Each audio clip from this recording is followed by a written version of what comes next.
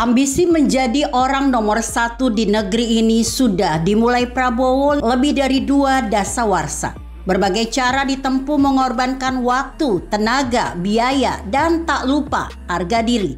Kegagalan demi kegagalan dilaluinya sebagai konsekuensi memperjuangkan ambisi. Strategi demi strategi diterapkan, namun hingga hari ini belum berbuah manis. Salah satunya karena menjadi seorang presiden, syarat utamanya punya prestasi dalam skala kecil maupun yang sedang berjalan.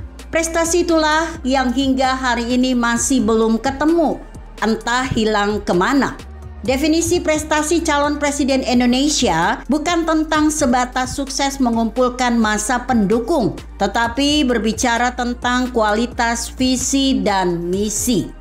Jika berpedoman pada kegagalan Prabowo dalam 3 kontestasi pemilu sebelumnya, bisa disimpulkan visi misi utama kali ini sebatas bagaimana memenangkan Pilpres 2024, bukan menjadi presiden. Karena juara Pilpres itu soal transaksi politik, sedangkan menjadi figur pemimpin berdaulat itu konsep bernegara. Beberapa mantan relawan Jokowi berhasil teralihkan dukungannya dari Abu Janda dan Noel hingga yang terakhir Projo.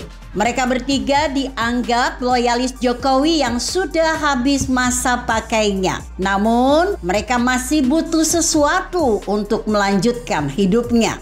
Merangkul mereka ibarat mendapatkan induk ayam berkualitas untuk bergabung di peternakan. Bagi Prabowo, tidak penting berapa banyak anak ayam di belakangnya yang masih tersisa atau masih bisa berapa kali lagi sanggup bertelur. Yang penting, induk ayam berlabel pendukung Jokowi mau menyeberang. Follower Noel dan Abu Janda jumlahnya tidak sampai 1.000. Tapi oleh Prabowo sangat diperhitungkan karena berani bersuara deklarasi menyeberang secara terang-terangan. Untuk Projo kemungkinan masih malu-malu untuk total beralih dukungan. Prabowo menikmati benar kegamangan yang terjadi di saat relawan berlogo wajah Jokowi namun mesra dengan dirinya. Tim ses Prabowo sukses memecah belah militansi Jokower dari gerbong para relawannya. Inilah yang disebut jurus mencopet dukungan.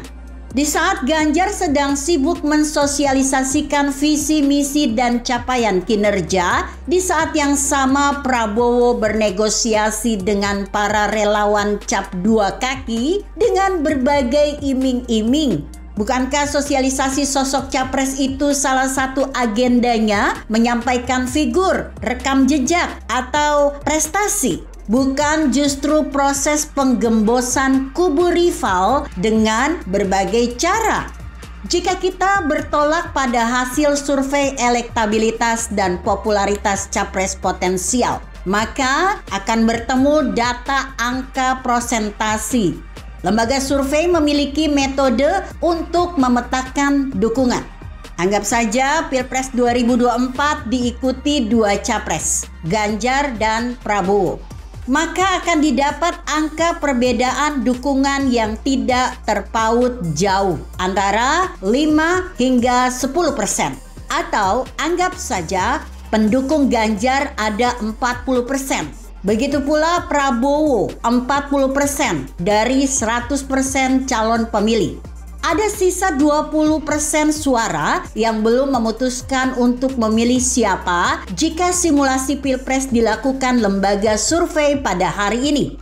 Angka 20% tersebut sering disebut suara ngambang atau swing voter. Mereka yang akan menentukan pilihannya mendekati hari pencoblosan berdasarkan rasionalitas kedua capres yang berkembang di masa kampanye. Angka 20% itulah yang seharusnya sibuk diperebutkan, dirangkul, atau dirayu. Bukan sibuk mencopet berapa banyak dari 40% milik lawan yang sudah mantap menentukan pilihannya. Catatan pentingnya, kemenangan tipis Jokowi di 2 pilpres sebelumnya banyak ditentukan oleh suara swing voter.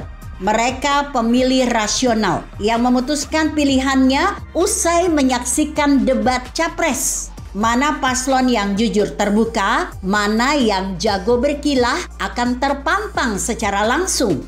Harusnya Prabowo bisa belajar dari 2 kali kekalahan momentum debat capres. Tapi bagaimana mau belajar kalau rekam jejaknya sulit dihapus? Sementara prestasi seumur-umur menjadi menteri juga masih minim.